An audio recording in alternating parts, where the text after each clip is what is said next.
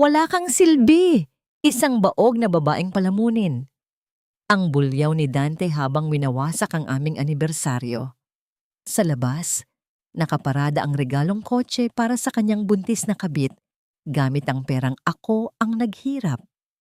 Akala nila ay itatapon nila ako sa kalsada na parang basura. Hindi nila alam, ang bahay na ito, ang kumpanyang yan, at ang bawat hininga nila ay hawak ko sa aking mga palad. Sino ngayon ang mawawalan? Pirmahan mo na ang dokumentong yan, Dante. Hindi na tayo dapat mag-aksaya ng panahon sa isang babaeng hindi man lang kayang magbigay ng tagapagmana sa ating pamilya. Isipin mo ang kapakanan ng batang dinadala ni Serafina. Siya ang tunay na kinabukasan ng mga Vergara. Ang boses ni Doña Milagros ay tila isang matalim na patalim na humiwa sa mahalumigmig na hangin ng kusina. Sa loob ng silid na puno ng masarap na bango ng espesyal na adobo, nanigas si Valeria sa kanyang kinatatayuan. Ang kanyang mga kamay na kanina lamang ay matiyagang naghihiwa ng mga sangkap para sa kanilang ika-10 anibersaryo ay biglang nanginig. Ang amoy ng bawang at tuyo na nakadikit sa kanyang balat ay tila naging lason na nagpapasakit sa kanyang dibdib. Sa loob ng 10 taon, ang kusinang ito ang kanyang naging altar ng sakripisyo. Ngunit sa isang saglit, ang lahat ng kanyang pagod ay minaliit ng sarili niyang biyenan. Dahan-dahang binitiwan ni Liana ang sandok na kanyang hawak. Ang bakal na kagamitan ay bumagsak sa matigas na tile ng sahig, lumikha ng isang matunog na ingay na umalingaw-ngaw sa buong bahay. Tila isang babala na mayroon nang nabasag sa kanyang pagkatao. Hindi siya nakagalaw. Ramdam niya ang panunuyo ng kanyang lalamunan at ang unti-unting pamamanhid ng kanyang mga daliri. Ang bawat tibok ng kanyang puso ay tila isang mabigat na martilyo na humahampas sa kanyang mga tadyang, ngunit walang kahit anong tunog na lumalabas sa kanyang mga labi. Ang katahimikan ay naging kasing bigat ng isang libingan habang hinihintay niya ang tugon ng kanyang asawa. Pumasok si Dante sa kusina. Suot ang kanyang mamahaling barong, bakas ang pagmamadali, at kawalan ng pakialam sa kanyang mukha. Hindi niya man lamang tiningnan ang marangyang hapagkainan na inihanda ni Liana.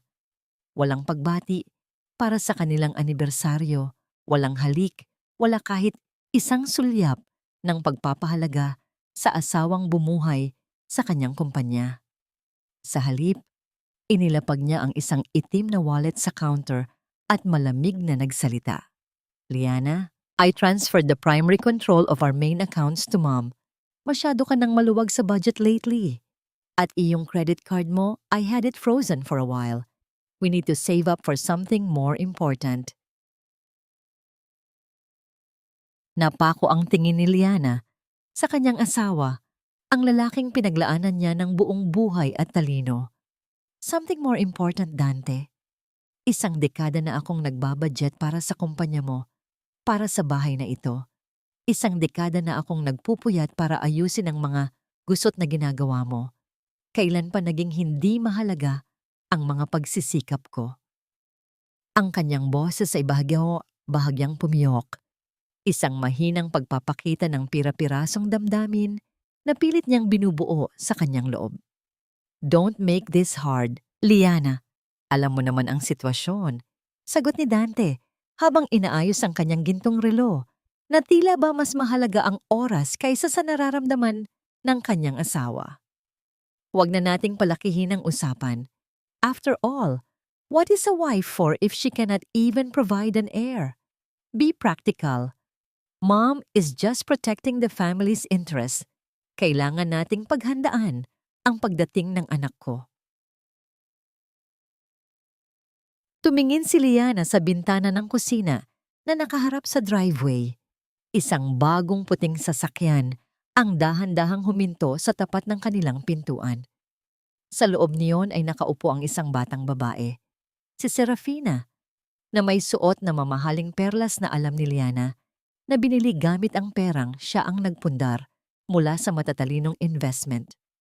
Hinaplos ng babae ang kanyang tiyan habang nakangiti kay Dante sa malayo. Ang bawat haplos na yon ay tila 1,000 karayom na tumutusok sa puso ni Liana. Ang hapdi ay hindi na lang basta emosyonal. Ito ay pisikal na sakit na nagpabagsak sa kanyang mga balikat. Humarap muli si Dante sa kanya bago lumabas ng pinto. Tila isang estranghero na nagbibigay ng utos sa isang katulong. By the way, start packing some of your things tonight. Serafina needs to feel comfortable here. Ililipat ko na ang mga gamit niya sa master's bedroom bukas.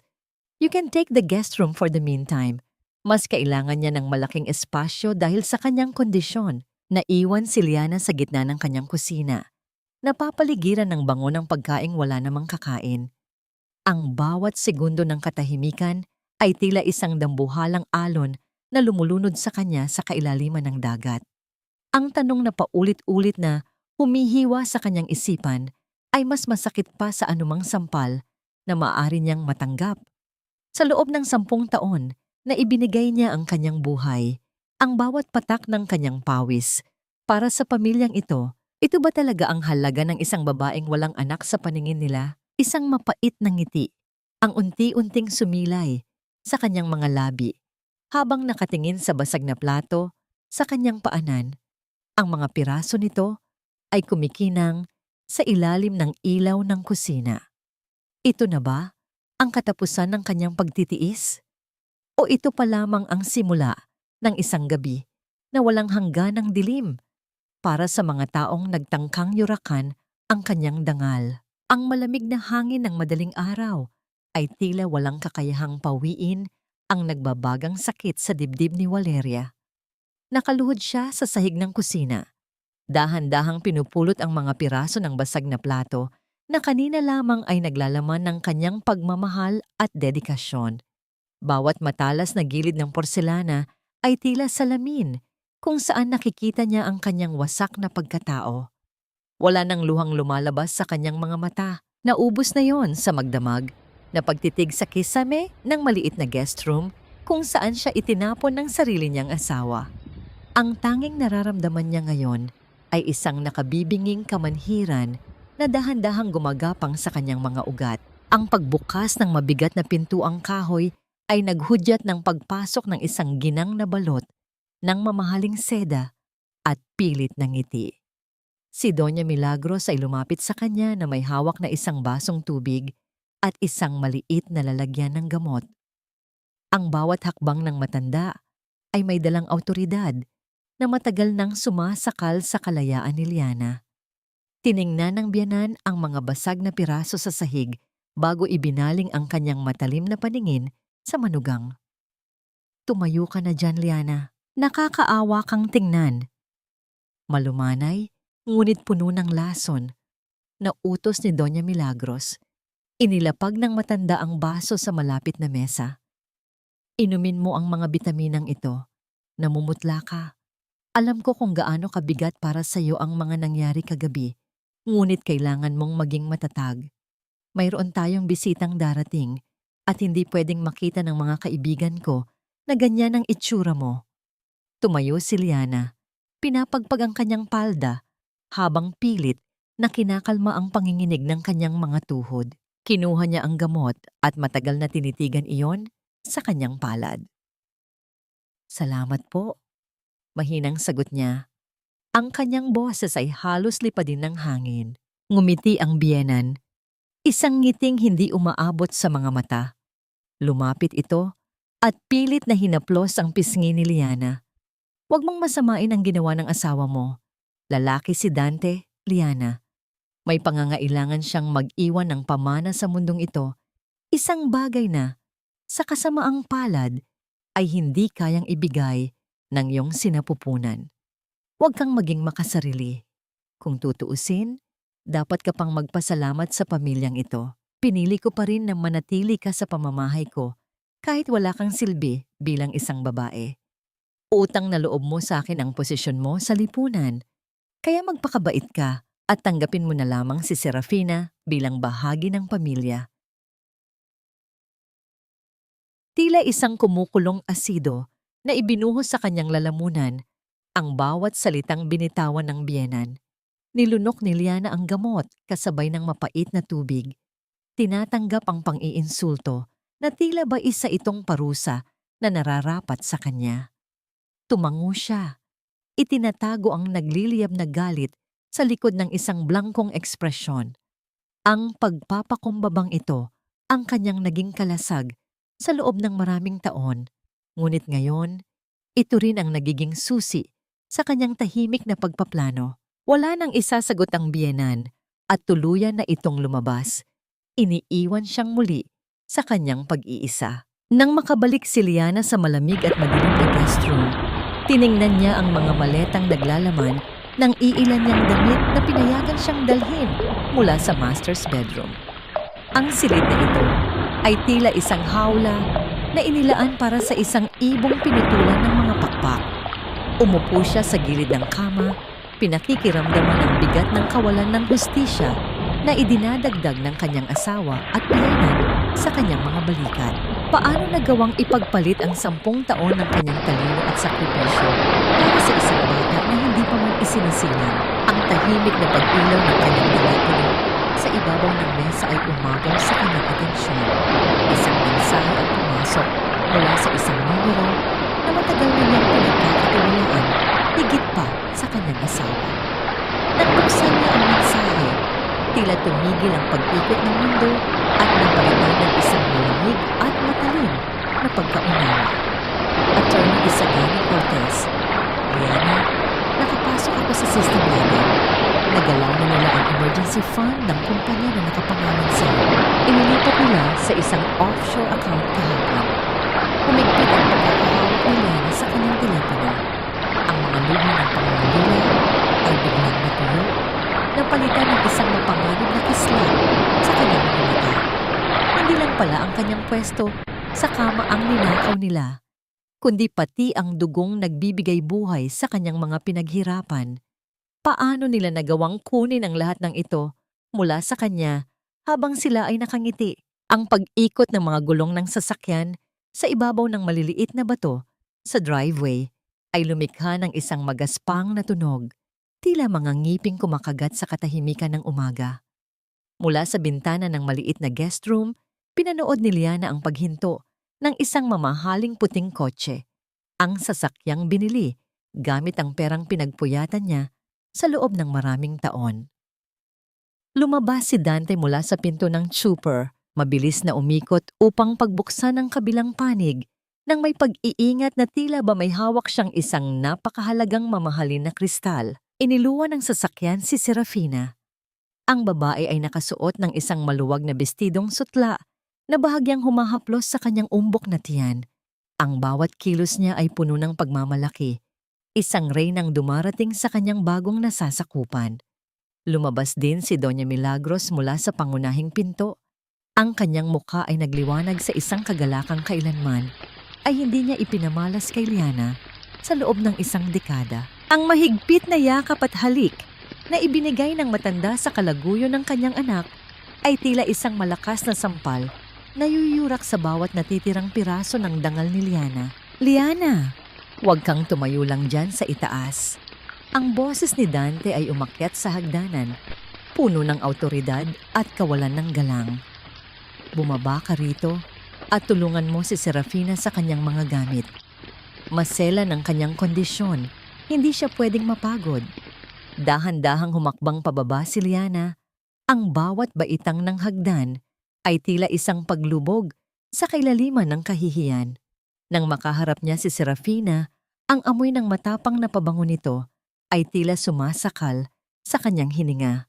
Hi Liana, I hope it's okay with you na dito muna ako. Sabi kasi ni Dante, mas safe ang baby namin kung malapit sa kanya. Wika ng babae sa isang malambing na tono na may halong pangungutya. Walang imik na kinuha ni Liana ang 2 malaking maleta mula sa likuran ng sasakyan. Ang bigat ng mga ito ay bumaon sa kanyang mga palad. Ngunit mas mabigat ang pighating nakadagan sa kanyang dibdib habang pinapanood ang kanyang asawa na inaalalayan ng ibang babae patungo sa master's bedroom. Ang silid na naging saksi sa kanyang mga panalangin at luha. Si Doña Milagros naman ay abala sa pag-uutos sa mga katulong na ihanda ang pinakamasarap na merienda para sa kanilang espesyal na bisita, na tila ba isang hangin lamang na dumadaan si Liana sa kanilang harapan. Sa loob ng maluwag na silid na dati ay kanya, sinimulang ilabas ni Liana ang mga kagamitan ni Serafina. Ang mga mamahaling damit, mga alahas, at mga gamit para sa sanggol ay tila mga paalala ng kanyang kabiguan bilang isang asawa sa mata ng pamilyang ito. Ngunit habang inaayos niya ang isang itim na leather bag na naiwan sa gilid ng kama, aksidenteng bumukas ang zipper nito at nalaglag ang ilang mga papeles sa sahig. Yumuko si Liana upang pulutin ang mga ito, ngunit napatigil ang kanyang kamay nang makita ang pamilyar na disenyo at logo sa itaas ng isang dokumento. Ang kanyang mga mata ay nanlaki at ang kanyang puso ay tila nakalimot sa pagtibok. Hindi ito basta-bastang papel. Ito ang blueprint ng Project Aurora, ang kanyang lihim na proyektong pangnegosyo na matagal na niyang binuo sa kanyang isipan. Isang plano para sa isang bagong sistema ng microfinancing na layuning tulungan ang mga kababaihan sa maliliit na komunidad. Paano ito napunta sa bag ni Serafina? Ang mga sulat kamay sa gilid ng pahina ay malinaw na kanya. Mga tala at kalkulasyon na tanging siya lang ang nakakaalam. Ang matinding panginginig ay lumipat mula sa kanyang mga kamay patungo sa kanyang buong katawan. Hindi lang pala ang kanyang asawa at ang kanyang tahanan ang kinuha ng babaeng ito. Ngayon, pati ang kanyang mga pangarap at ang bunga ng kanyang talino ay nasa panganib na nakawin din sa kanya. Isang malamig na pawis ang namuo sa noo ni Liana habang mabilis niyang ibinalik ang dokumento sa loob ng bag nang marinig ang yabag ng mga paa ni Dante na papalapit sa silid. Ang bawat hakbang ng asawa sa labas ng pinto ay tila isang orasan na nagbibilang ng huling sandali ng kanyang pananahimik. Sino ba talaga si Serafina at gaano kalalim ang kutsilyong itinarak nila sa kanyang likuran? Walang sekretong hindi nabubunyag, Liana. Matagal na silang nagnanakaw sa sarili nilang kumpanya gamit ang mga pangalang hindi naman talaga nagtatrabaho roon. Ang mga salitang ito mula kay Mang Ernesto ay tila isang malamig na buhos ng tubig na gumising sa diwa ni Liana sa gitna ng isang mainit at mausok na karinderya sa gilid ng kalsada. Malayo ito sa marangyang kapaligiran ng Makati na kanyang kinagisnan. Ang amoy ng piniritong isda at ang ingay ng mga dumadaang jeep ay nagsilbing tabing sa kanilang lihim na pagkikita. Si Mang Ernesto, ang dating tapat na accountant ng kumpanya na tinanggal ni Dante dahil sa redundancy, ay bakas ang takot at pag-aalangan sa kanyang mga mata habang iniuusod ang isang lumang notebook patungo kay Liana. Kanina lamang sa bahay bago siya makaalis, ay sa pilitan siyang pinaglinis ni Doña Milagros ng mga kalat ni Serafina sa sala. Ang pagpulot niya sa mga gamit ng babaeng umagaw sa kanyang asawa ay isang masakit na paalala ng kanyang kasalukuyang kalagayan. Isang reynang naging alipin sa sariling palasyo. Ngunit ang bawat pagyuko niya upang pulutin ang mga kalat ay ginamit niya upang mag-isip ng paraan kung paano makakalabas ng hindi napapansin. Nagdahilan siyang kailangang bumili ng mga espesyal na prutas para sa paglilihi ni Serafina, isang dahilan na agad na kinagat ng kanyang biyenan dahil sa labis na pananabik nito sa magiging apo. Binuksan ni Liana ang notebook.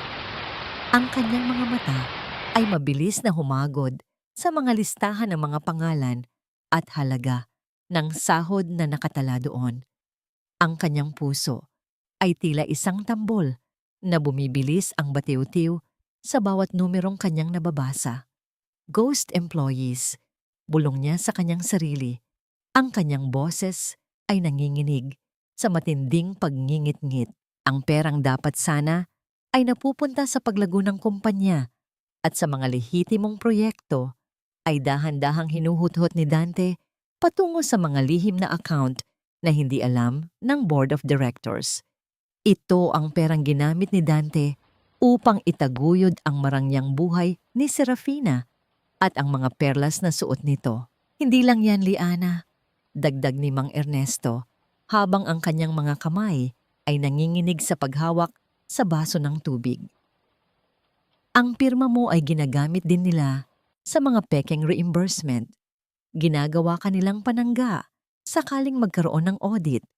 Kung bumagsak ang kumpanya, ikaw ang unang ituturo ni Dante at ng kanyang ina. Ang bawat salita ng matanda ay tila isang matalim na pako na ibinabaon sa krus na pasan-pasan ni Liana. Ang hapdi ng pagkakaalam na ang lalaking pinagkatiwalaan niya ng kanyang buhay ay handa siyang ipakulong upang maisalba ang sarili ay mas masakit pa sa anumang pisikal na sampal. Ang kanyang mga daliri ay mariing kumapit sa gilid ng lamesang kahoy. Sapat na upang maramdaman ang gasgas ng lumang pintura sa kanyang balat. Ang kamanhirang naramdaman niya nitong mga nakaraang araw ay napalitan ng isang naglalagablab na determinasyon. Salamat, Mang Ernesto. Hindi ko malilimutan ang tulong mo. Wika ni Liana habang mabilis na kinukuha ang mga larawan ng mga pahina gamit ang kanyang telepono. Ang bawat click ng kamera sa kanyang isipan ay tila isang bala na itinatago niya para sa tamang panahon. Nagmamadali siyang lumabas ng karinderya at tinahak ang daan patungo sa kanyang sasakyan na nakaparada sa di kalayuan. Ang sikat ng araw ay tila sumasakal sa kanyang balat, kasabay ng bigat ng mga impormasyong kanyang nalaman. Ngunit bago pa man siya makasampa sa kanyang kotse, isang pamilyar na tunog ng makina ng sasakyan ang dahan-dahang huminto sa kabilang bahagi ng kalsada. Isang itim at makintab na SUV ang tumambad sa kanyang paningin. Ang sasakyang tanging si Dante lamang ang mayroon sa buong lungsod. Ang bintana nito ay dahan-dahang bumaba at kahit sa malayo, ramdam ni Liana ang panganib na nagmumula sa direksyong yon. Ang kanyang puso ay tila tumigil sa pagtibok nang makita ang profile ni Dante na may kausap sa kanyang telepono habang ang sasakyan nito ay unti-unting gumagapang sa gitna ng trapiko, pabalik sa direksyong kinaroroonan ni Liana. Mabilis siyang tumalikod at sumiksik sa likod ng isang malaking poste. Ang kanyang likod ay idinikit sa magaspang na semento habang pinipigilan ang kanyang paghinga. Ang bawat segundong lumilipas ay tila isang taon ng pagdurusa. Kung makikita siya rito ni Dante, ang lahat ng kanyang plano ay maglalaho na parang usok. Ang tunay na tanong ay, ano ang ginagawa ni Dante sa bahaging ito ng bayan na malayo sa kanyang opisina? Mayroon pa bang ibang lihim na hindi pa natutuklasan ni Liana o sadyang ang tadhana na mismo ang naglalaro sa kanyang kapalaran? Ang isang asawang walang silbi ay dapat lang bumawi sa ibang paraan. Kung hindi niya kayang magluwal ng bata, kahit man lang sa paglilinis ng bahay at pag-aalaga sa buntis, ay maging kapaki-pakinabang siya. Ang boses ni Doña Milagros ay umalingaw-ngaw sa maluwag na sala, puno ng pagyayabang sa harap ng kanyang mga kumare na abala sa pag-inom ng tsaa. Sa ilalim ng kanilang mapanuring mga mata, si Liana ay nakaluhod sa malambot na alpombra. Dahan-dahang isinusuot ang mga komportableng tsinelas sa paa ni Serafina. Ang kanyang mga daliri na dati ay humahawak ng mga bilyon-bilyong halaga ng kontrata sa Makati ay matiyagang nag-aayos ng sapin sa paa ng babaeng umagaw sa kanyang asawa. Ang bawat tawa ng mga matatandang babae ay tila mga latigo na humahampas sa kanyang likuran. Ngunit ang kanyang mukha ay nanatiling kalmado, isang maskara ng huwad na pagsunod na kanyang pinakaingatan. Ang hapdi sa kanyang mga tuhod dahil sa matagal na pagkakaluhod ay hindi maikukumpara sa kirot na nararamdaman niya sa tuwing hihaplusin ni Serafina ang kanyang buhok nang may halong pangungutya. Ang bait mo talaga, Liana. Sabi ni Dante, swerte raw ako dahil nandito ka para gabayan ako sa pagbubuntis ko. After all, you've wanted this for so long, di ba? Ngayon, mararanasan mo na rin kahit ng paano ang mag-alaga ng bata. Kahit hindi sa'yo. Ang bawat salita ni Serafina ay tila isang patak ng asido sa sugat ni Liana. Ngunit sa halip na sumagot ng pabalang, Tumingala si Liana at nagpakita ng isang matamis at mapagkumbabang na ngiti. Isang emosyon na binuo niya mula sa matinding pagtitimpi. Nang sumapit ang gabi, ang bahay ay binalot ng isang mabigat na katahimikan. Ang pagpatak ng ulan sa labas ay lumikha ng isang malungkot na ritmo sa mga dahon ng puno, tila isang luksang awitin para sa kanyang mga pangarap. Naglalakad si Liana sa madilim na pasilyo patungo sa kusina upang kumuha ng mainit na tubig nang mapansin niyang bahagyang nakabukas ang pinto patungo sa balkonahe ng master's bedroom. Ang mahinang pag-ihip ng hangin ay nagdala ng isang pamilyar na boses. Isang boses na malayo sa malambing na tonong ginagamit ni Serafina sa harap ni Dante. Sumandal si Liana sa malamig na pader. Pinipigilan ang bawat tunog ng kanyang paghinga habang idinidikit ang kanyang tainga sa siwang ng pinto. Ang kanyang puso ay tila isang ibon na nagpupumiglas sa loob ng kanyang dibdib. "Huwag kang makulit, Marco. Sabi ko naman sa'yo, maghintay ka lang." Ang bulong ni Serafina ay puno ng inis at panggigigil. "Konting tiis na lang at makukuha na natin ang lahat ng gusto natin." Ang tangang Dante na ito, paniwalang paniwala na siya ang ama ng dinadala ko. Kulang na lang ay sambahin niya ang tiyan ko araw-araw. Pagkakuha ko ng shares sa pangalan ng bata, iiwan ko na ang matanda at ang pakialamerang biyenan niya. "We'll be rich, Marco. Just give me a few more months." Ang bawat salitang binitawan ni Serafina ay tila isang kidlat na tumama sa gitna ng pagkatao ni Liana. Ang kanyang buong katawan ay nanginig, hindi dahil sa takot, kundi dahil sa isang matinding halo ng galit at isang kakatuwang pakiramdam ng tagumpay. Ang kumpanyang pinaghirapan niya, ang bahay na binuo niya, at ang asawang itinapon siya na parang basura. Ang lahat ng ito ay kasalukuyang niloloko ng isang babaeng mas mapanganib pa sa inaakala niya. Ang mga daliri ni Liana ay mariing bumaon sa kanyang sariling mga palad. Sapat na upang maramdaman ang hapdi ng kanyang mga kuko. Dahan-dahan siyang umatras mula sa pinto. Ang kanyang bawat hakbang ay tila isang anino na hindi nag-iiwan ng bakas sa sahig. Sa gitna ng dilim ng pasilyo, isang mapait at malamig na ngiti ang sumilay sa kanyang mga labi. Ang katanungang bumabagabag sa kanya ay hindi na kung paano siya makakatakas, kundi kung gaano katagal kaya ni Dante na panindigan ang kanyang pagiging hangal para sa isang batang hindi naman sa kanya. At kapag nalaman na ng asawa niya ang katotohanan, nandoon pa kaya ang babaeng inakala niyang magliligtas sa kanyang pangalan, o tanging abo na lang ng kanyang nawasak na buhay ang matatagpuan niya. Ang dilim ng gabi ay binalot ng isang malambot na katahimikan sa loob ng maliit at pribadong opisina ni Attorney Isagani Cortez. Sa labas, ang banayad na pagdampi ng ulan sa mga bintanang salamin ay lumikha ng isang malungkot na himig. Tila ba nakikiramay ang langit sa bigat ng pinagdaraanan ni Liana. Sa loob ng silid, ang tanging nagbibigay ng liwanag ay ang malamig na kislap mula sa screen ng laptop at ang mainit na liwanag ng isang lampara sa sulok na nagbibigay ng mahahabang anino sa mga pader na puno ng mga libro. Magkatabing nakaupo sina Liana at Isagani sa harap ng isang malawak na mesa na punong-puno ng mga dokumento at mga folders. Ang bawat pahinang kanilang binabalat ay naglalabas ng amoy ng lumang papel at tinta. Isang amoy na naging pamilyar na sa kanila sa nakalipas na mga oras ng lihim na pagtatrabaho. Napansin ni Isagani ang dahan-dahang pagpikit ng mga mata ni Liana at ang bahagyang pagbagsak ng kanyang mga balikat dahil sa matinding pagod. Ang babaeng nasa harap niya, na dati ay puno ng sigla at talino, ay tila isang kandilang unti-unting nauubos ang ningas dahil sa bawat pasakit na idinudulot ng pamilya Vergara. "Magpahinga ka muna, Liana. Kanina pa tayo rito. Baka bumigay ang katawan mo." Malumanay na wika ni Isagani.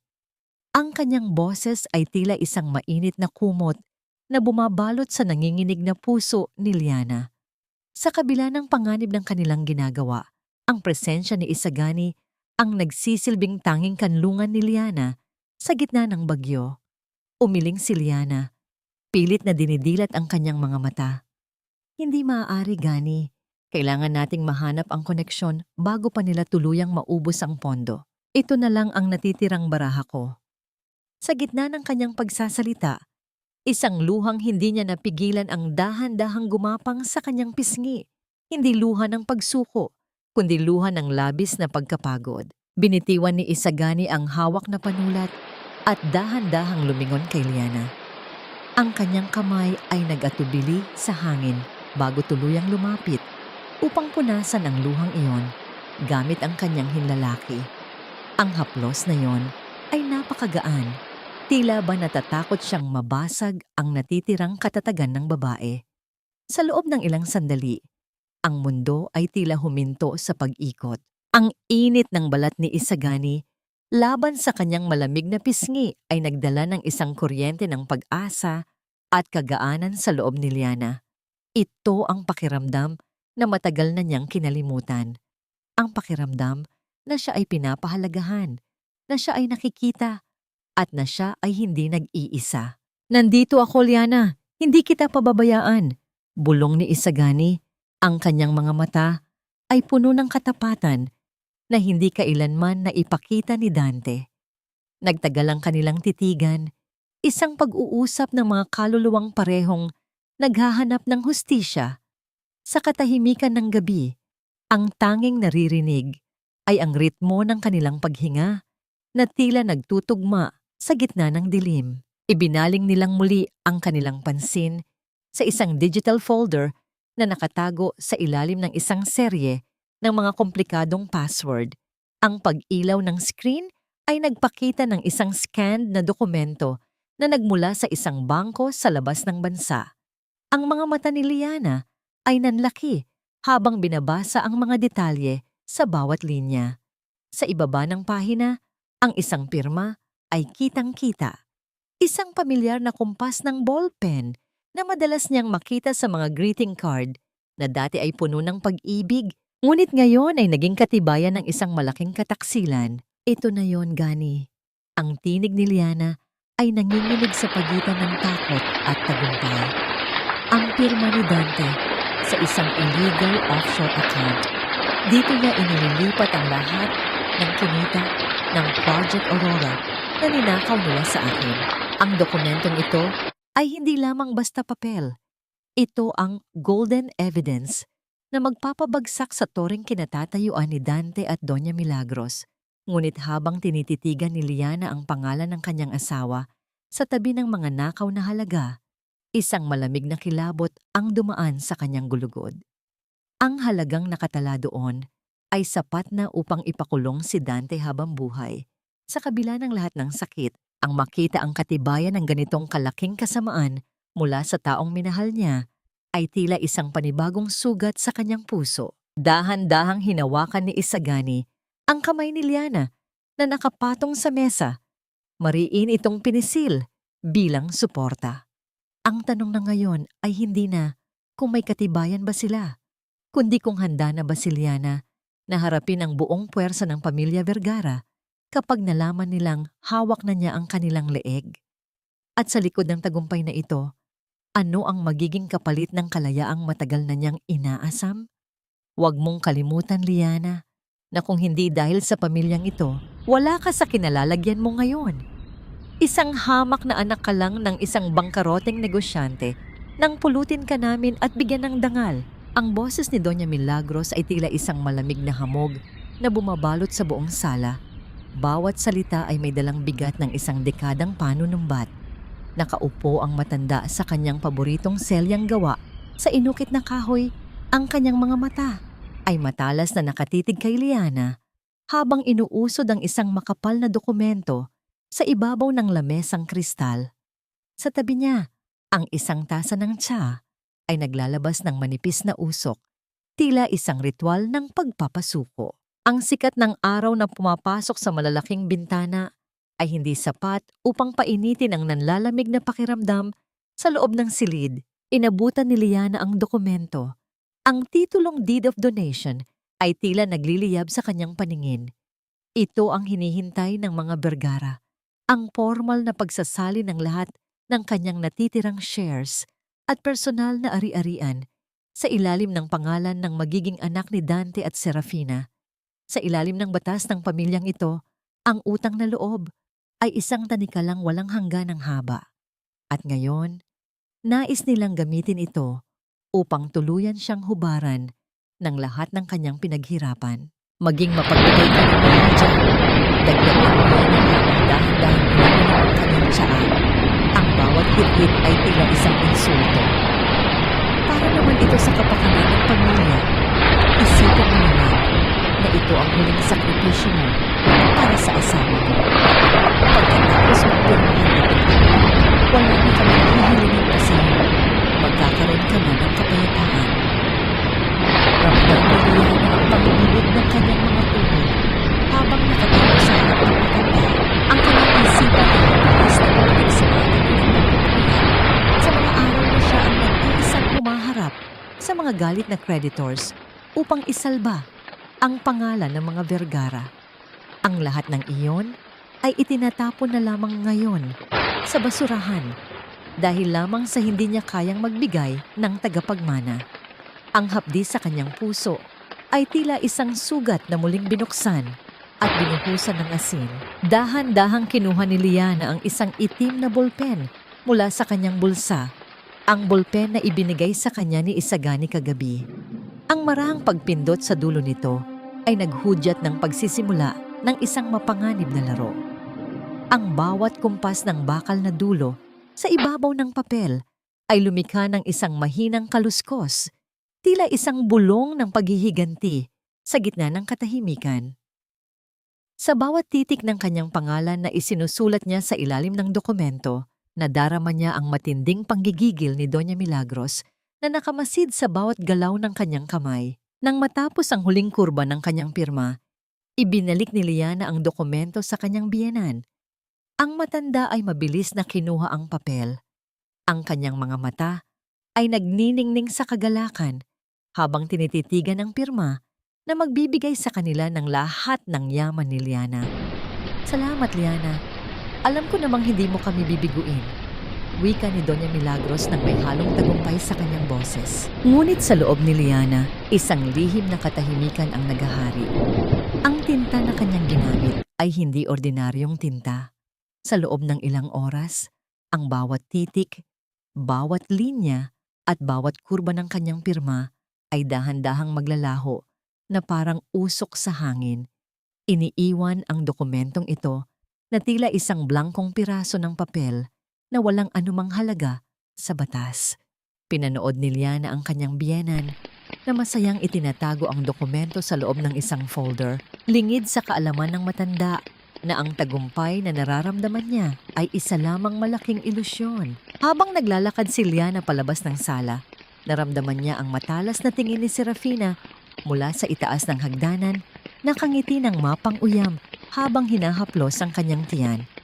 Ang katanungang naiwan sa hangin ay hindi kung kailan malalaman ng mga Vergara ang katotohanan, kundi kung ano ang gagawin nila kapag na-realize nilang ang babaeng inakala nilang mahina ay ang siya palang unti-unting naggigiba ng pundasyon ng kanilang marangyang buhay? At sa oras na maglaho ang tinta, ano na lang ang matitira sa kanilang mga pangarap? Ang mansyon sa Alabang ay balot ng isang masiglang enerhiya ng pagdiriwang na tila ba walang bahid ng anumang dumi ang pamilyang naninirahan sa loob nito. Ang mga asul at rosas na palamuti ay nakasabit sa bawat sulok ng malawak na hardin, dahan-dahang sumasayaw sa ilalim ng mga nagniningning na chandelier na nakasabit sa mga sanga ng puno. Ang amoy ng mga mamahaling putahe mula sa catering at ang samyo ng mga sariwang bulaklak ay humahalo sa halimuyak ng mga mamahaling pabango ng mga panauhin. Sa gitna ng tawanan at masiglang usapan ng mga matataas na tao sa lipunan ng Makati, isang babae ang tahimik na gumagalaw sa gilid ng karamihan, bitbit ang isang pilak na tray na puno ng mga inumin. Si Liana ay nakasuot ng isang simpleng itim na damit, malayo sa marangyang kasuotan ng mga bisita. Ang kanyang bawat hakbang ay maingat, tila isang anino na hindi dapat mapansin. Ngunit ang bawat pagyuko niya upang mag-abot ng baso ay ginagamit niya upang makinig sa mga bulong-bulungan ng mga business partners ni Dante. Ramdam niya ang mga mapanuring tingin sa kanyang likuran, ang mga bulong tungkol sa asawang baog na naging katulong sa sariling bahay. Liana, dalian mo naman ang kilos mo. Tuyot na ang lalamunan ng mga bisita natin. Ang boses ni Dante ay umalingaw-ngaw sa gitna ng grupo ng mga lalaking naka-Amerikana. Lumapit si Liana ng may marahang hakbang. Iniabot ang mga baso ng champagne sa mga kasamahan ni Dante. Dante, is this your wife? I remember seeing her in the financial forums before. I heard she's a genius when it comes to strategic investments. Puna ni Mr. Tan, isa sa mga pangunahing investor na matagal nang gustong makuha ang serbisyo ni Liana. Tumawa si Dante. Isang tawang puno ng kawalan ng galang habang mas lalong idiniit ang kanyang braso sa baywang ni Serafina na nakatayo sa kanyang tabi, lalong ipinagmamalaki ang umbok na tiyan nito. Oh, you must be mistaken, Mr. Tan. Liana is just, well, she manages the house. Magaling siya sa kusina at sa pag-aasikaso ng mga staff. But for the business, my new partner here, Serafina, is the one bringing in the new life and energy the company needs. Liana is more of a household support now. Ang bawat salita ni Dante ay tila isang matalim na aspili na ibinabaon sa bawat himaymay ng dangal ni Liana. Nakita niya ang mapanuyang ngiti ni Serafina at ang pag-irap ni Doña Milagros mula sa malayo. Sa loob ng 10 taon, siya ang utak sa likod ng bawat matagumpay na kontrata ni Dante. Ngunit sa isang iglap, ginawa siyang isang hamak na tauhan sa harap ng mga taong dati ay humahanga sa kanyang talino.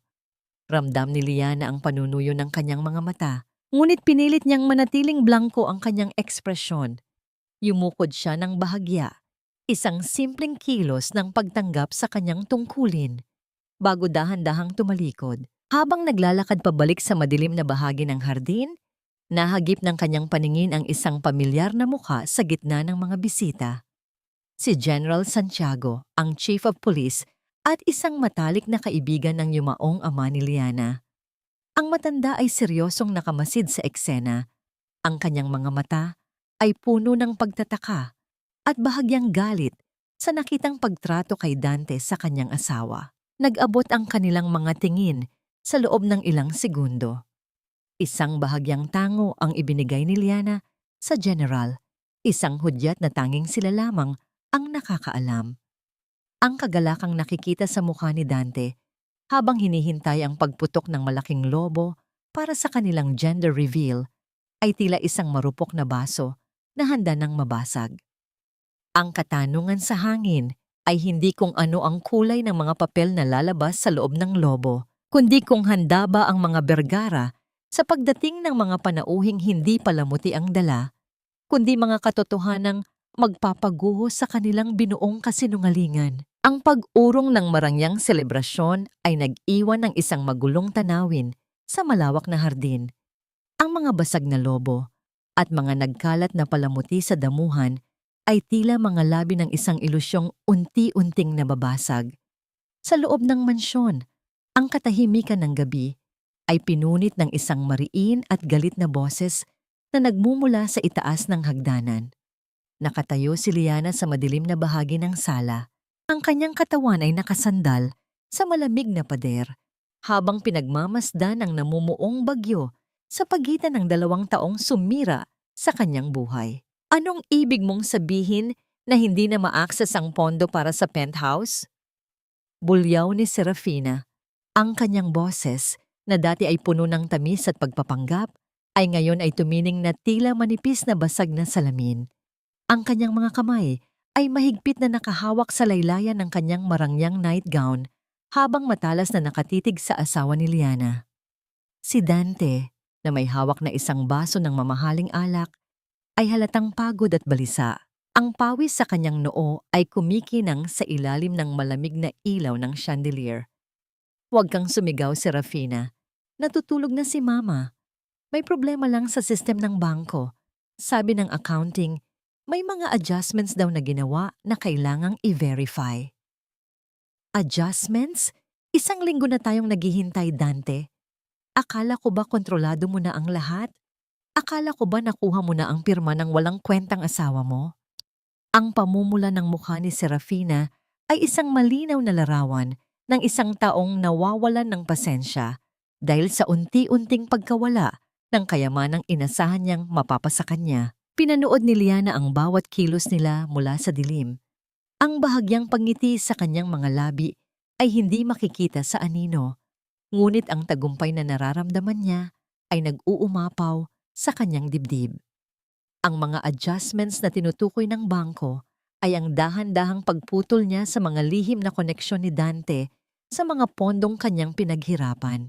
Sa tulong ni Attorney Isagani, nagawa nilang ilipat ang karamihan sa mga likidong asset sa ilalim ng mga pangalang hindi kailanman matutunton ni Dante. Iniiwan ng kumpanya na tila isang magandang mansanas na unti-unting inaagnas mula sa loob.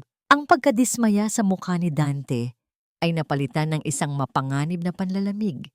Inilapag niya ang baso nang mariin sa ibabaw ng lamesita at lumapit kay Serafina nang may nagbabantang hakbang. Huwag mo akong sigawan sa sarili kong pamamahay. Ginagawa ko ang lahat para makuha mo ang gusto mo, kaya matuto kang maghintay. Ngunit hindi nagpatinag si Serafina. Sariling pamamahay. Dante, pareho nating alam na kung hindi dahil sa mga perang ninanakaw mo mula sa kumpanyang itinayo ng asawa mo, wala ka rin namang maipagmamalaki. Kung hindi mo mabibigay ang pangako mo, paano ko masisigurado ang kinabukasan ng anak ko? Ang katahimikan na sumunod ay naging kasing bigat ng isang kumukulong bulkan. Ang mabilis na pag-angat ng kamay ni Dante ay sinundan ng isang malakas at matunog na dampi ng kanyang palad sa pisngi ni Serafina.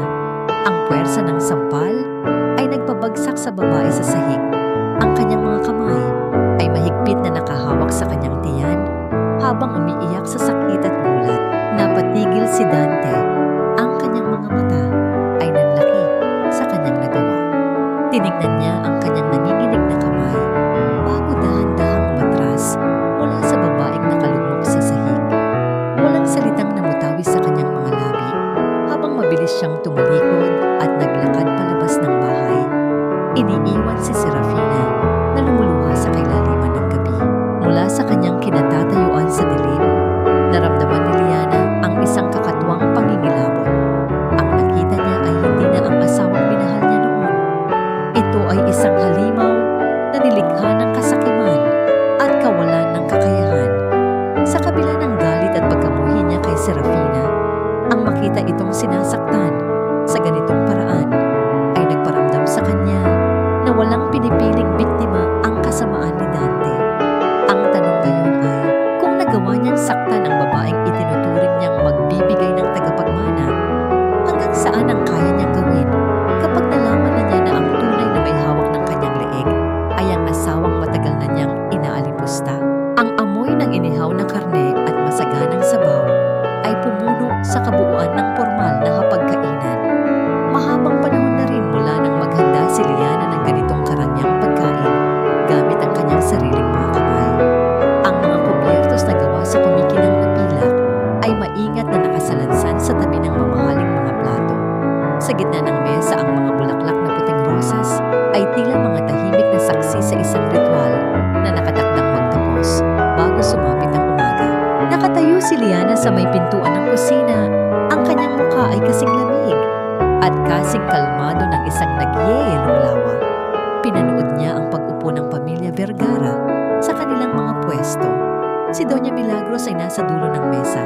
Ang kanyang mukha ay nakakunot habang sinusuri ang bawat putahe na tila ba naghahanap ng anumang pagkakamali. Si Dante na may malalim na mga bag sa ilalim ng mata dahil sa kawalan ng tulog at namumuong problema sa kumpanya ay tahimik na umupo na hindi man lang tinitingnan ang asawang nagluto ng lahat ng ito. Sa kanyang tabi, si Serafina ay merong manipis na layer ng makeup upang itago ang namumulang pisngi mula sa insidente kagabi. Ang kanyang mga galaw ay mainit at puno ng pangamba. Aba, Liana, himala at nag-abala kang maghanda ng ganito karami. Ang boses ni Doña Milagros ay bumasag sa katahimikan. Ang tono nito ay may halong pagmamalaki na tila ba napasuko na niya ng tuluyan ang manugang. Ito ba ay para ipagdiwang ang pagtanggap mo sa iyong kapalaran bilang isang hamak na tagapag-alaga sa pamilyang ito? Mabuti naman at natuto ka ring ilagay ang sarili mo sa tamang lugar. Dahan-dahang lumapit si Liana sa mesa, dala ang huling putahe, isang espesyal na lechon belly na inihanda niya ng may labis na pag-iingat. Inilapag niya ito sa gitna, eksakto sa ilalim ng liwanag ng kristal na chandelier. Ang kanyang mga mata ay nagpalipat-lipat sa 3 taong nasa kanyang harapan. Sa loob ng 10 taon, ang mga taong ito ang naging sentro ng kanyang mundo. Ngunit ngayon, sila ay tila mga estranghero na piniling sakali ng kanyang pagkatao kapalit ng kayamanan. Kainin ninyo ang lahat ng inihanda ko, ma. Malumanay na sagot ni Liana. Ang kanyang boses ay tila isang banayad na simoy ng hangin bago ang isang malakas na buhawi. Walang bakas ng galit, walang bakas ng pagluha. Ang tanging naroon ay isang kakatuwang kapayapaan na matagal na niyang nararamdaman. Nagsimulang kumain sina Dante at Serafina. Bawat subo ay tila paglunok ng mga biyayang pinaghirapan ng iba. Pinapanood sila ni Liana na parang mga manikang pinaglalaroan niya sa kanyang isipan. Ang hapdi at pagkadismaya na matagal na niyang pisan ay unti-unting napapalitan ng isang malalim na pagkaunawa. Ang mga taong ito ay hindi kailanman nag-alala para sa kanya. Ang tanging nakikita nila ay ang mga benepisyong makukuha nila mula sa kanyang mga kamay. Nang matapos ang hapunan, pinunasan ni Doña Milagros ang kanyang mga labi gamit ang mamahaling servilleta. Masarap, Liana. Siguraduhin mo lang na ganito rin ang inihanda mo sa mga susunod na araw para mabusog ang magiging apo ko. Tumango si Liana. Isang mahinang ngiti ang sumilay sa kanyang mga labi. Dahan-dahan siyang umatras, inilalagay ang distansya sa pagitan niya at ng mesa na naging saksi sa kanyang mga pagdurusa. Ang kanyang mga kamay ay mahigpit na nakahawak sa laylayan ng kanyang damit. Pinipigilan ang panginginig ng kanyang mga daliri na puno ng pananabik. Sana ay mabusog na kayo ng lubusan. Ang boses ni Liana ay bahagya ng bukas, umaabot sa bawat sulok ng silid, nagiging isang malinaw na deklarasyon. Dahil ito na ang huling pagkain na ihahain ko sa bahay na ito, mula bukas, ang bawat subo ninyo ay galing na sa sarili ninyong bulsa. Kung meron pa kayong madudukot. Natigil sa pag-inom ng alak si Dante. Ang kanyang noo ay kumunot sa kalituhan. Ibinaba ni Doña Milagros ang kanyang baso. Ang matalim na tingin ay tila nagnanais tumagos sa kaluluwa ni Liana. Ngunit bago pa man sila makapagsalita, tumalikod na si Liana at naglakad patungo sa madilim na pasilyo pabalik sa kanyang maliit na silid. Ang katanungan na naiwan sa hapagkainan ay kasing pait ng kapeng hindi pa naiinom. Ano ang ibig sabihin ng huling binitawang salita ng babaeng inakala nilang tuluyan na nilang napasuko? At gaano kabilis magbabago ang ihip ng hangin pagsapit ng umaga? Ang malamig at seryosong atmosfera ng boardroom sa pinakamataas na palapag ng Vergara Construction sa Makati ay tila isang entablado na inihanda para sa isang malaking paglilitis. Mula sa malalawak na bintanang gawa sa salamin, makikita ang maunlad na syudad, isang imperyong pinaghirapang itayo ni Liana. Ngunit ngayon ay pilit na inaangkin ng mga taong walang ibang ginawa kundi ang maghari-harian. Nakaupo si Dante sa kabisera ng mahabang mesa, suot ang kanyang pinakamamahaling suit. Ang kanyang mukha ay mayabang at puno ng kasiyahan.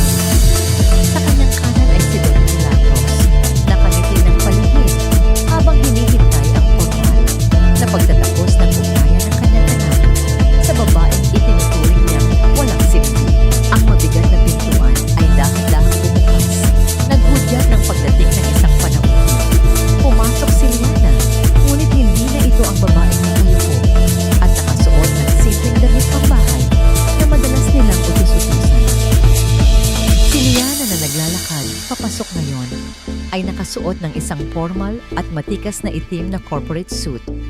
Ang kanyang buhok ay maayos na nakapusod at ang kanyang mga mata ay matalim, kalmado, at nag-aalab sa isang tahimik na kapangyarihan.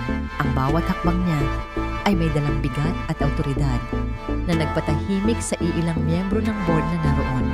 Let's make this quick, Liana, bungad ni Dante. Pilit na itinatago ang pagkagulat sa anyo ng kanyang asawa. Itinulak niya ang isang folder sa gitna ng mesa. Nandito na ang final separation papers at ang official turnover ng mga natitira mong shares. Pirmahan mo na ito ng tahimik. Gusto kong maging malinis ang paghihiwalay natin bago pa lumaki ang tiyan ni Serafina.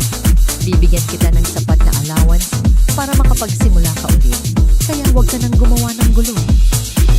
Huwag mo nang pahirapan ang media. Dagdag ni Donna Milagros, ang kanyang boses ay tila pulot na may laso. Tinanggap na namin ang deed of donation mo kahapon. Kaya itong formalidad na lamang ang kulang. Magpasalamat ka at hindi ka namin itatapon sa kalsada nang walang dahilan.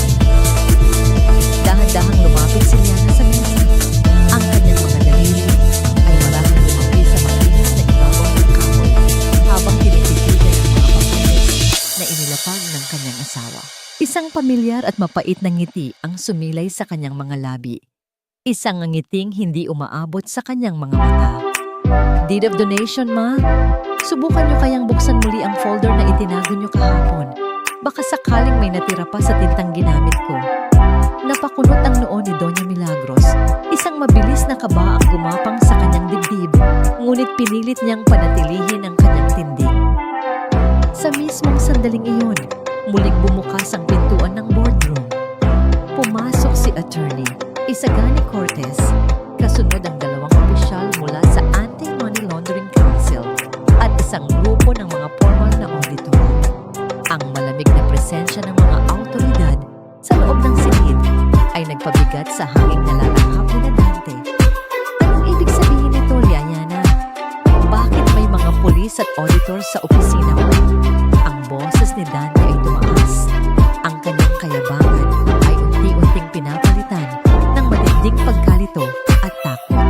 Tumayo siya mula sa kanyang upuan, ngunit ang kanyang mga tuhod ay tila nawalan ng lakas. Inilapag ni Isagani ang makakapal na dokumento sa mismong harapan ni Dante. Bilang legal counsel ng tunay na mayoryang nagmamay-ari ng kumpanyang ito, narito ako upang ihain ang formal na reklamo laban sa iyo, Mr. Vergara. Narito ang mga patunay ng iyong pagnanakaw sa pondo ng kumpanya, ang paggawa mo ng mga ghost employees, at ang paglilipat ng milyon-milyong halaga sa iyong offshore accounts na ginamit mo para sa personal na luho ng iyong kabit. Namutla si Dante. Ang kanyang mga mata ay nanlaki habang nakatitig sa mga bank statements na nagtataglay ng kanyang sariling pirma. Ang ebidensyang matagal nang nakabaon, ngunit ngayon ay mabuhukay ng kanyang sariling ibigay. Ha? Hindi totoo yan. Ako ang CEO. Ako ang may-ari ng kumpanyang ito. At ikaw, dinuro ni Liana. Ang kanyang daliri ay nanginginig sa matinding galit at despresyo. Wala kang mapapala rito. Asawa lang kita. Wala kang karapatang bawiin kung ano ang sa akin. Dahan-dahang lumakad si Liana patungo sa pwesto ni Dante. Ang kanyang tindig ay nag-uumapaw sa karangalan at kalayaan na matagal niyang ipinagkait sa sarili. Tiningnan niya ng diretso sa mga mata ang lalaking dumurog sa kanyang puso, at sa pagkakataong ito, wala na siyang maramdamang anumang pag-ibig o awa. Dante, hindi mo ba napansin kung kaninong pangalan ang nakalagay sa holding company na sumalo sa lahat ng utang mo noong muntik na kayong malugi? 5 taon na ang nakalilipas. Ang tinig ni Liana ay kalmado, ngunit ito ay may talim na pumupunit sa kaluluwa. Ako ang nagtayo ng mga tulay na nilalakaran mo, at ngayon, sinusunog ko na ang mga iyon. Hindi mo na pag-aari ang kumpanyang ito. Isa ka na lamang empleyadong tatanggalin dahil sa pagnanakaw. Bumagsak si Doña Milagros pabalik sa kanyang upuan Hindi makapaniwala sa naririnig, ang kanyang kamay ay nakahawak sa kanyang sumisikip na dibdib. At bago ko makalimutan, dagdag ni Liana, ang kanyang tinig ay tila isang malamig na simoy na nagdala ng huling hatol.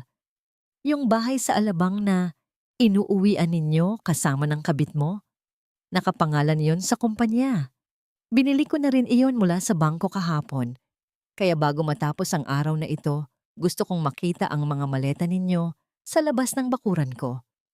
Ang buong mundo ni Dante ay gumuho sa mismong paanan ng babaeng inakala niyang wala ng silbi. Sa gitna ng pagkawasak ng imperyo ng mga Vergara, paano nila tatanggapin na ang tanging taong makakapagligtas sa kanila ay ang taong ginawa nilang alipin sa sarili nitong kaharian? Ang pagkasindak na bumalot kay Dante ay tila nakakahawang sakit na mabilis na gumapang patungo sa kanyang ina. Ngunit para sa isang babaeng nabuhay sa ilusyon ng kapangyarihan at pagtaas ng noo, ang pagsuko ay hindi bahagi ng bokabularyo ni Doña Milagros. Sa kabila ng panginginig ng kanyang mga tuhod, pilit niyang inayos ang kanyang postura at naglakad patungo kay Liana. Ang kanyang mga mata ay nanlilisik sa galit at pagkamuhi. Ang mga hibla ng kanyang puting buhok na kanina ay maayos na nakapusod ngayon ay nagsisimulang kumawala.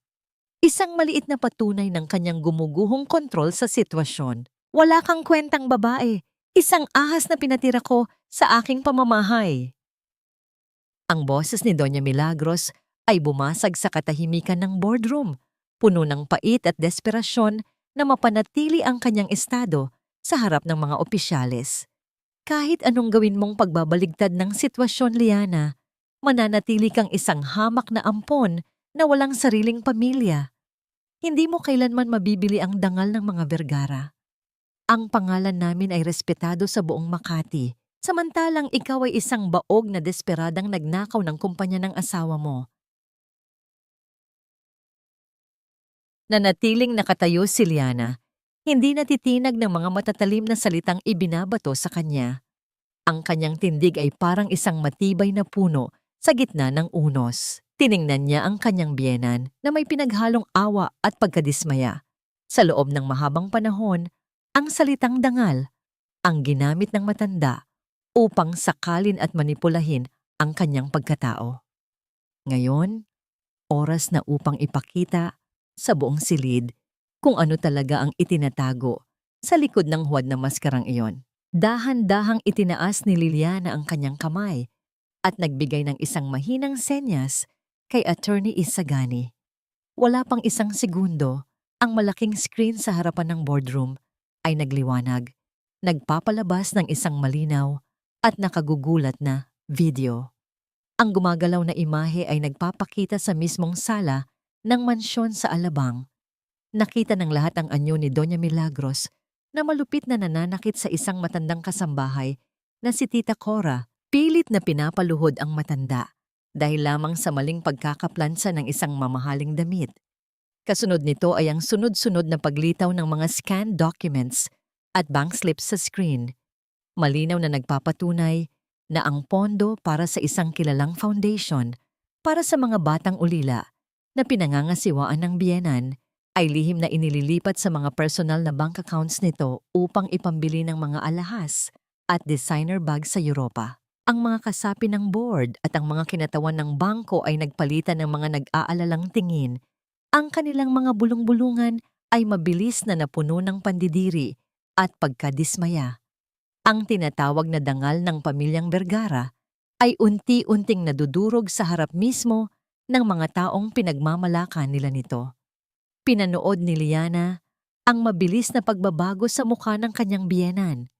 Ang kayabangan ni Doña Milagros ay napalitan ng matinding pamumutla. Ang babaeng palaging nangmamaliit sa kawalan ng anak ni Liana ay siya palang nagnanakaw sa hapagkainan ng mga batang walang magulang.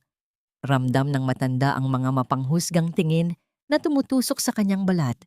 Isang pakiramdam ng kahihiyang hindi niya kailanman naranasan sa buong buhay niya. Tigil!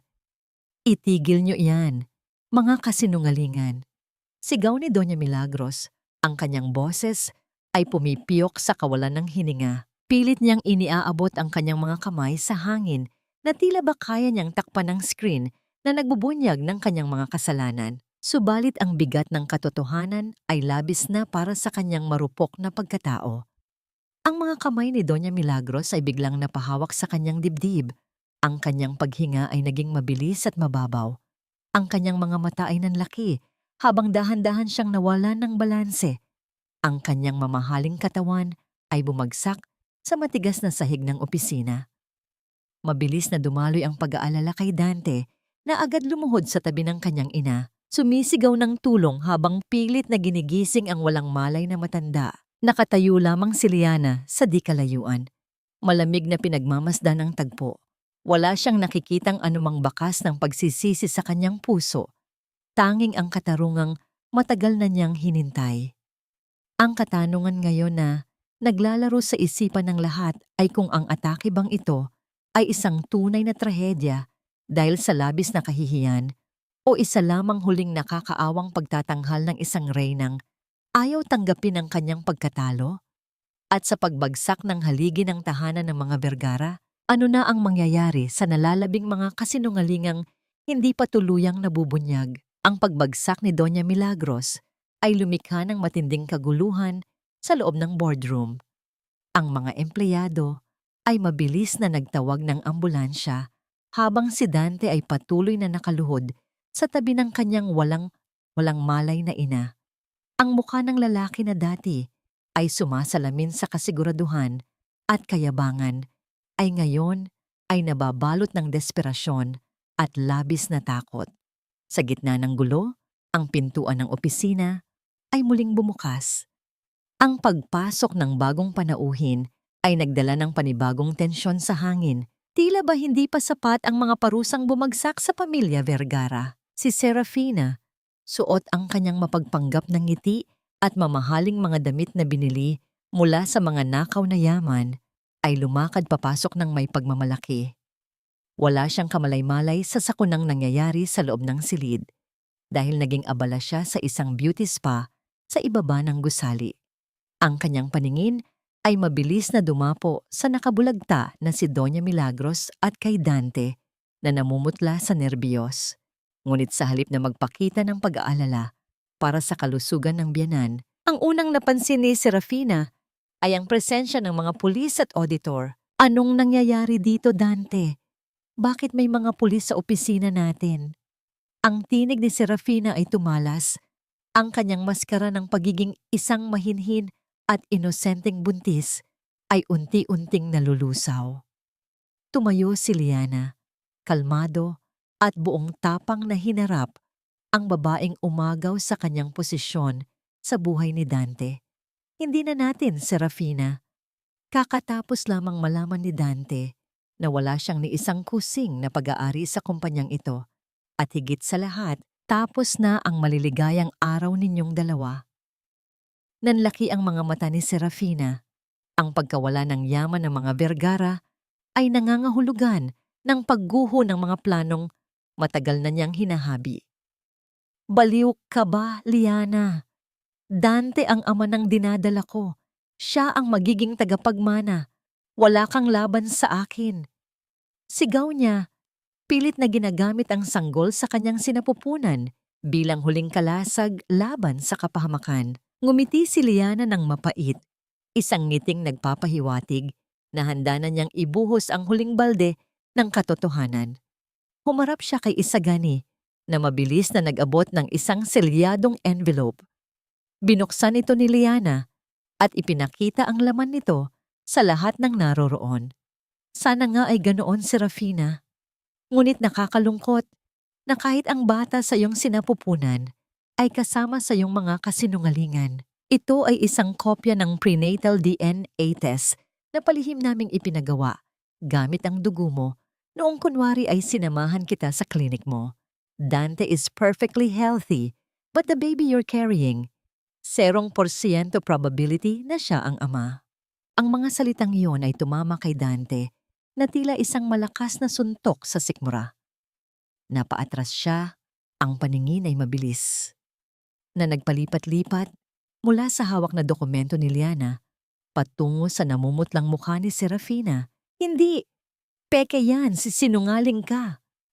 Naiiyak na sigaw ni Serafina, ngunit ang pagninig ng kanyang mga tuhod ay sapat na upang malaman ng lahat na totoo ang sinasabi ni Liana. Upang tuluyang tapusin ang pag-asa ng dalawa, isang lalaki na pamilyar kay Serafina ang pumasok mula sa likuran ng mga pulis. Ito ay si Marco, ang tunay na kasintahan ni Serafina. Nanghihina at takot na takot ang anyo ng lalaki matapos malamang ipapahuli siya ng pulisya dahil sa pagtulong kay Serafina sa pandaraya. Itinuro ni Marco ang babaeng nakatayo sa gitna. Sinabi ko na sa'yo, Sera, sumuko na tayo. Sabi ko sa'yo, hindi tayo magtatagumpay na huthutan ang mga Vergara habang buhay. Ang lahat ng natitirang piraso ng ilusyon ni Dante ay tuluyan ng naglaho. Ang lalaking laging nagmamalaki sa kanyang pagkalalaki at nanliliit sa kakayahan ng kanyang asawa ay naging biktima ng pinakamalaking panlilinlang. Ang panlalaki ng kanyang mga mata ay pinalitan ng isang naglalagablab na galit na labis na mapanganib. Bago pa man makapagsalita ang sinuman, mabilis na sumugod si Dante patungo kay Serafina. Handang saktan ang babaeng itinuring niyang magbibigay ng kinabukasan sa kanya. Hayop ka! Niloko mo ako! Sigaw ni Dante, ang kanyang mga kamay ay nakaumang upang sakalin si Serafina. Ngunit bago pa man niya mahawakan ng babae, ang mga pulis ay mabilis na humarang at pinigilan ang kanyang braso. Puwersahang itinulak si Dante papalayo sa takot na si Serafina. Ang eksena sa harap ni Liana ay isang ganap na pagkawasak ng mga taong dumurog sa kanyang buhay. Sa gitna ng sigawan, pag-iyak at kaguluhan, nakatayo siya ng matatag, nangingibabaw sa lahat. Ang katanungan ngayon ay, sapat na ba ang katotohanan ito upang palayain ng tuluyan ang puso ni Liana? O mayroon pang natitirang tanikala ang kanyang nakaraan na kailangan niyang putulin bago siya makalabas sa pintuan bilang isang malayang babae? Ang malamig na bakal ay mahigpit na pumulupot sa mga pulso ni Dante, isang matigas na patunay ng kanyang tuluyang pagbagsak mula sa rurok ng kapangyarihan. Wala nang bakas ng mayabang na CEO na pumasok sa silid na yon kaninang umaga.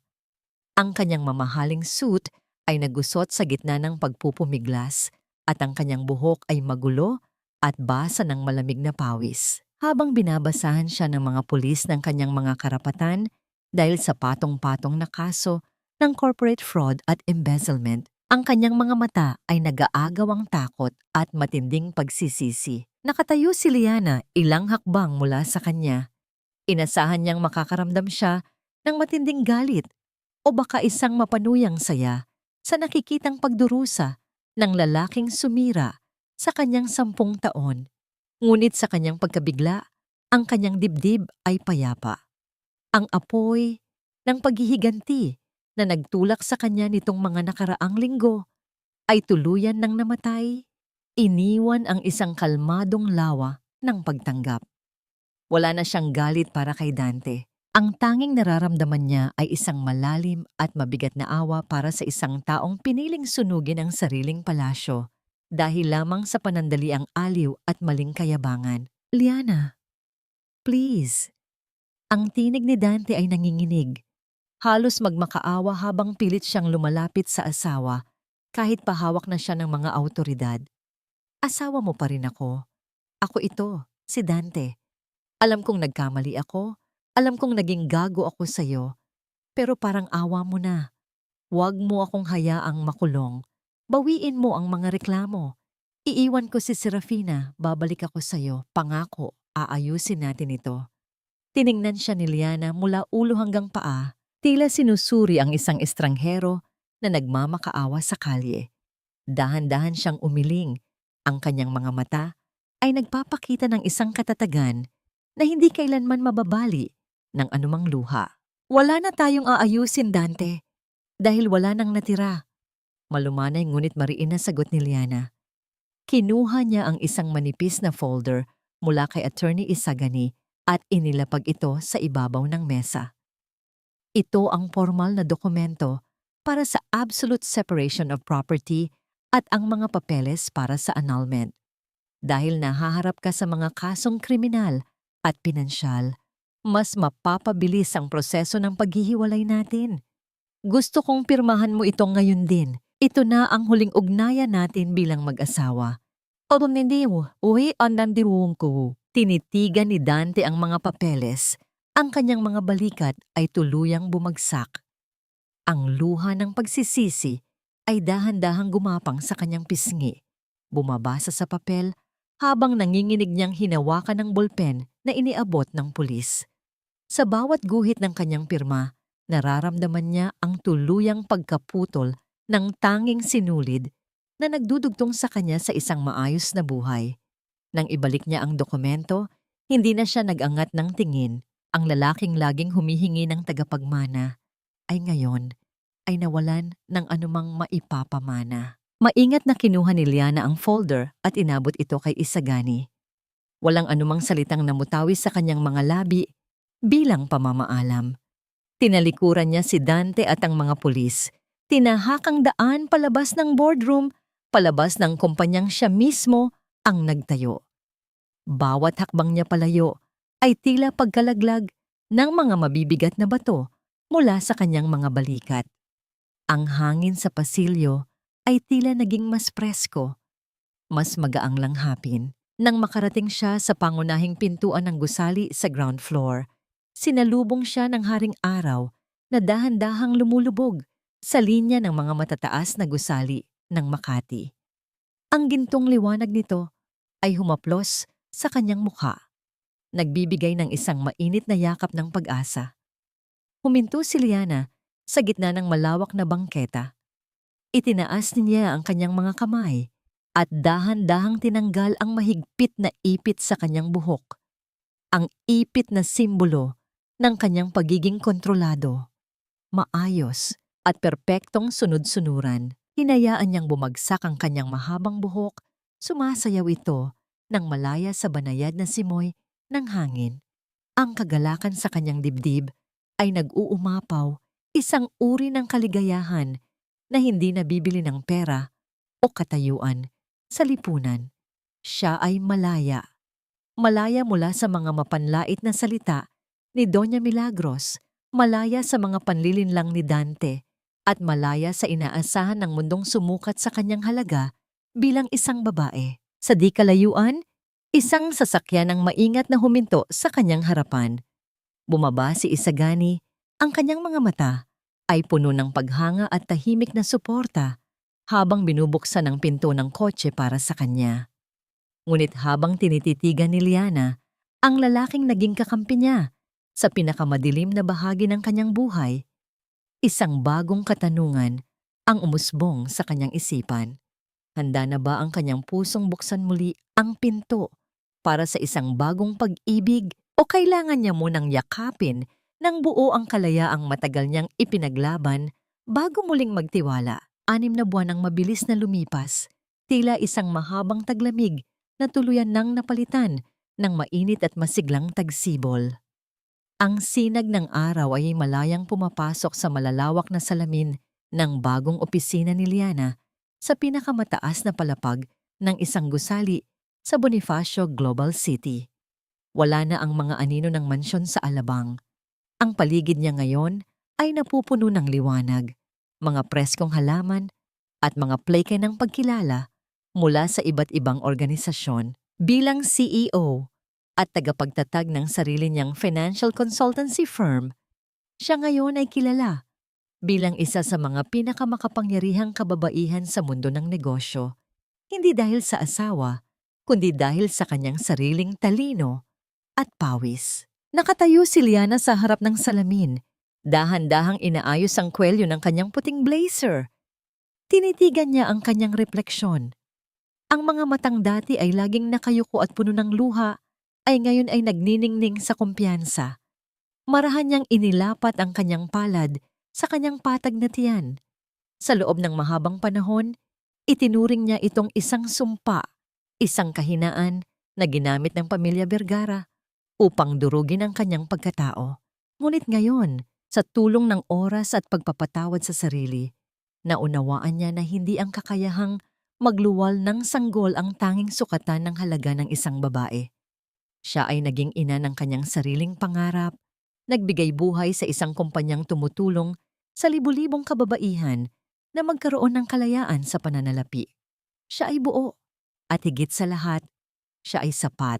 Ang kanyang malalim na pagmumuni-muni ay nahinto nang mapansin niya ang balita na tahimik na nag-play sa screen ng kanyang tablet na nakapatong sa mesa. Ang video report ay nagpapakita ng isang pamilyar na tagpo sa gilid ng isang abalang kalye sa Maynila. Ang kamera ay nakatutok kay Doña Milagros, suot ang isang kupas at lumang damit. Nakaupo sa ilalim ng isang payong habang ibinebenta ang kanyang mga natirang antigong florera at alahas upang may maibayad sa patong-patong na utang. Ang mukha ng matanda ay humpak at puno ng pighati. Isang malungkot na larawan ng taong inubos ng sariling kayabangan. Sa susunod na ulat, ipinakita si Dante, nakasuot ng kulay kahel na uniforme ng bilangguan habang inilalabas mula sa courtroom matapos ibaba ang hatol sa kanyang mga kaso. Walang ngiti ng pagyabang sa mga labi ni Liana. Walang palakpak ng tagumpay. Pinatay niya ang screen gamit ang isang marahang pagdampi ng daliri. Ang nakaraan ay tuluyan ng isinara, at ang parusa sa mga taong umabuso sa kanya ay ipinaubaya na niya sa kamay ng batas at tadhana. Ang kapayapaang namamayani sa kanyang dibdib ay ang pinakamagandang gantimpala na maaari niyang makuha. Ang seradura ng pintuan ng kanyang opisina ay dahan-dahang umikot bago ito tuluyang bumukas, nagpapapasok sa isang pamilyar na bango ng panlalaking pabango na palaging nagbibigay ng pakiramdam ng kaligtasan. Pumasok si Attorney Isagani Cortez. Ang kanyang tindig ay matikas at ang kanyang mga mata ay nag-uumapaw sa isang malambing at tapat na paghanga. Sa kanyang mga braso ay nakapaloob ang isang malaking tangkas ng mga puting sunflower. Ang mga talulot nito ay kasing sigla ng bagong umaga. Para sa pinakamagaling na CEO sa buong bansa, malumanay na bati ni Isagani habang inilalapag ang mga bulaklak sa ibabaw ng makinis na mesa ni Liana.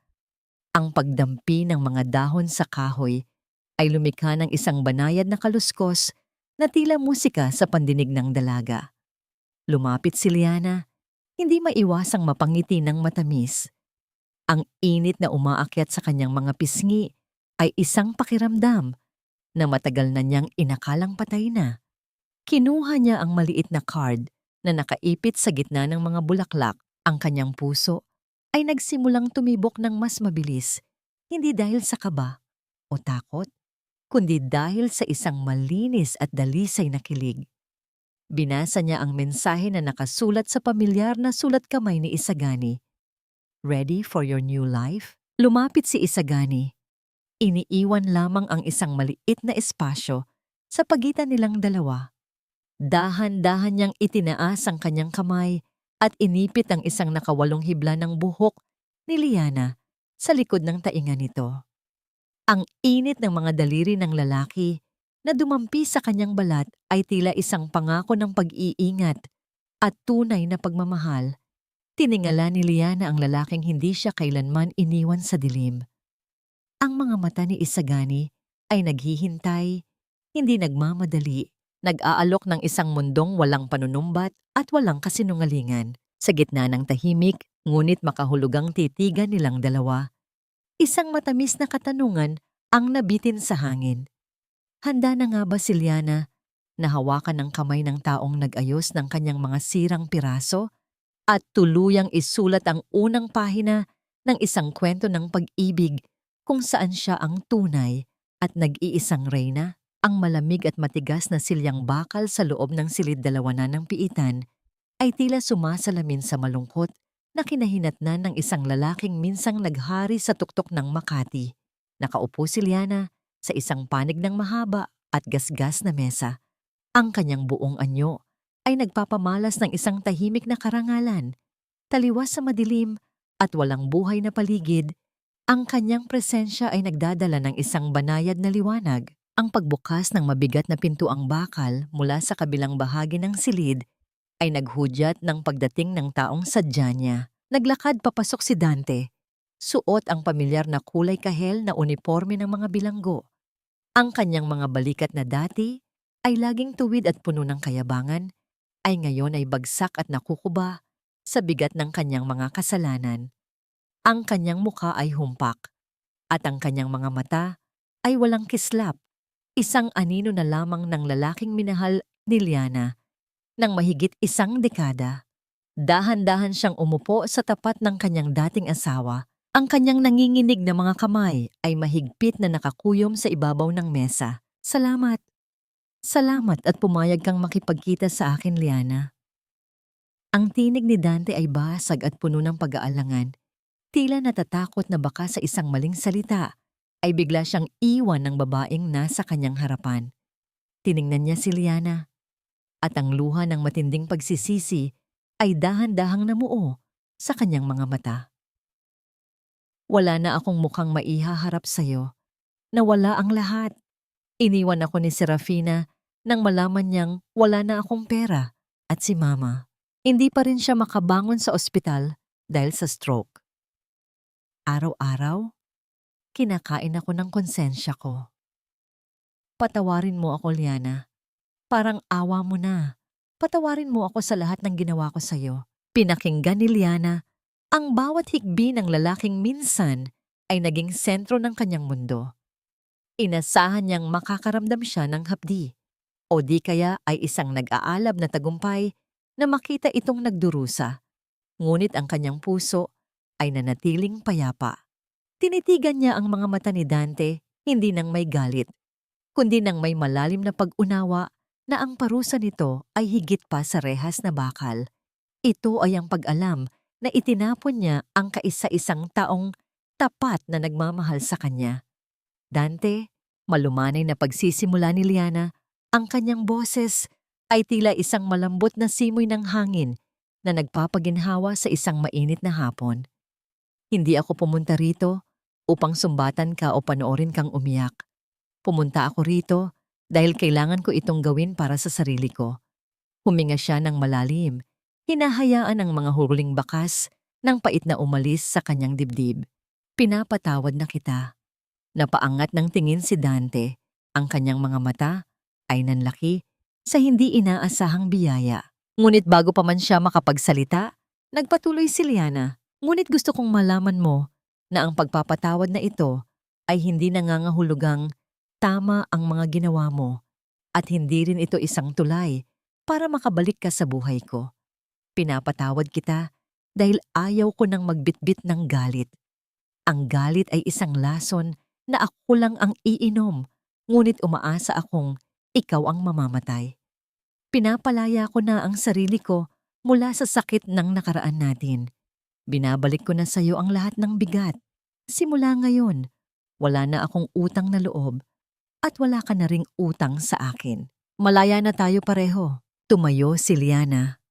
Ang paghawi ng kanyang bestida ay sumabay sa magaan niyang paghakbang papalayo.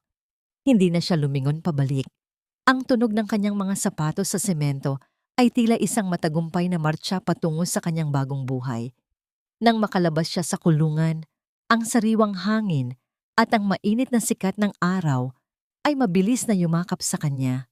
Naglakad siya patungo sa isang pampublikong parke sa tapat lamang ng pasilidad kung saan naghihintay si Isagani sa tabi ng kotse. Ngunit bago pa man siya makalapit sa binata, isang makulay na bola ang mabilis na gumulong at tumigil sa mismong tapat ng kanyang mga paa. Yumuko si Liana upang pulutin ang bola.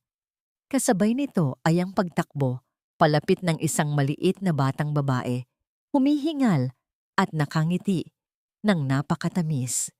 Ang mga inosenteng mata ng bata ay nagningning habang iniaabot ni Liana ang kanyang laruan. Salamat po, tita. Ang ganda niyo po. Masayang wika ng bata bago mabilis na tumakbo pabalik sa kanyang naghihintay na ina. Napatigil si Liana.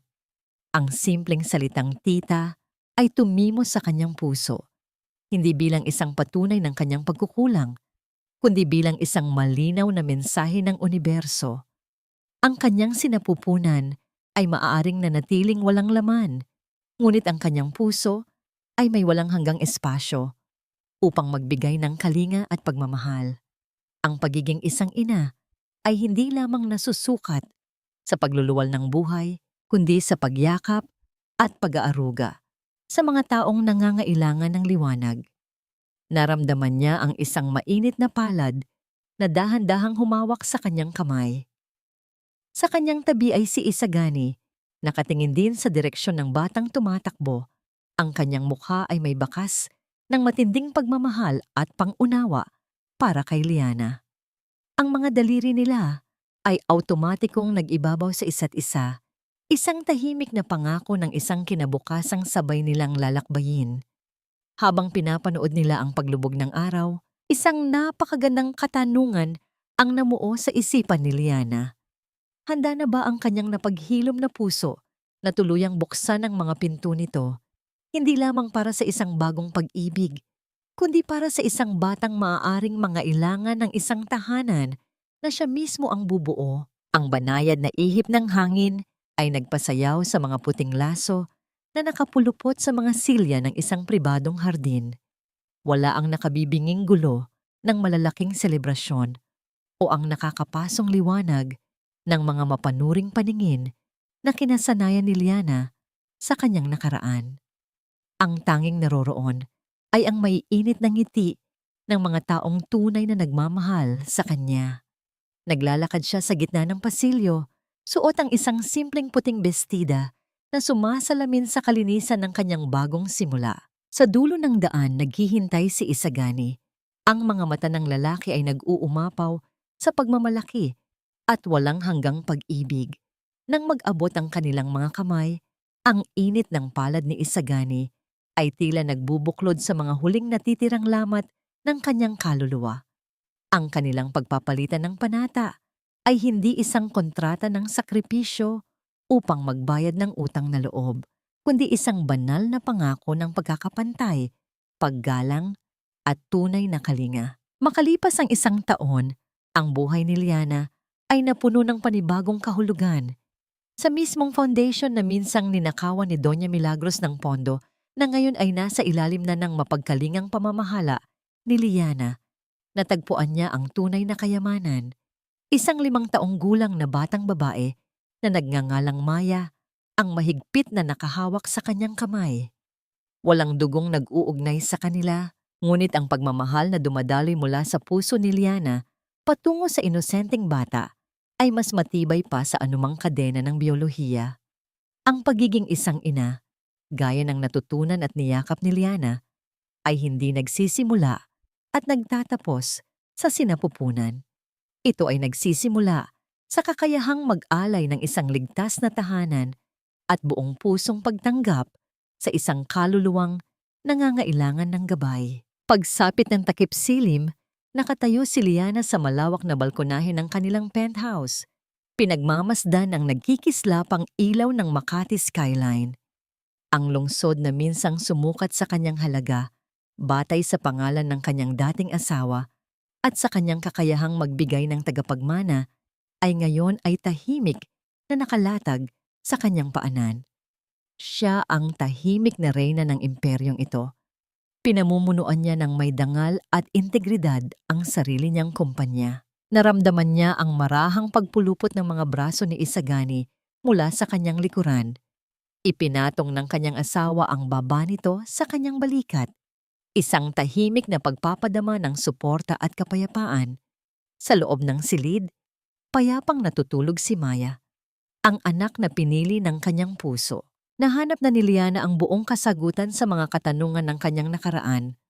Oo, lubusan na niyang pinatawad sina Dante at Doña Milagros, hindi upang bigyan sila ng kaluwagan sa kanilang mga kasalanan, kundi upang linisin ang kanyang sariling puso mula sa lason ng galit. Ang pagpapatawad ang naging huling susing nagbukas sa pinto ng kanyang ganap na kapayapaan. Wala na siyang nararamdamang bigat, tanging pasasalamat na lamang na siya ay nakawala sa madilim na kabanatang iyon ng kanyang buhay. Para sa bawat babaeng nakikinig sa kanyang kwento, isang malinaw at matibay na aral ang iniiwan ni Liana. Ang halaga ng isang babae ay hindi kailanman nakadepende sa kanyang kakayahang magluwal ng anak, hindi sa pag-ayon sa mapanghusgang pamantayan ng lipunan, at lalong hindi sa haba ng kanyang pasensya, sa pagtitiis sa isang abusadong pamilya sa ngalan ng utang na loob. Ang tunay na lakas ay makikita sa pagpili na mahalin at respetuhin ang sarili. Makikita ito sa tapang na magtayo ng sariling kaharian mula sa mga batong ibinato sa kanya ng mga taong nag-akalang siya ay mahina. Wala man siyang anak na nagmula sa kanyang sinapupunan. Siya naman ang nag-iisang may-ari ng kanyang buhay, ng kanyang tagumpay, at ng kanyang walang hanggang kaligayahan.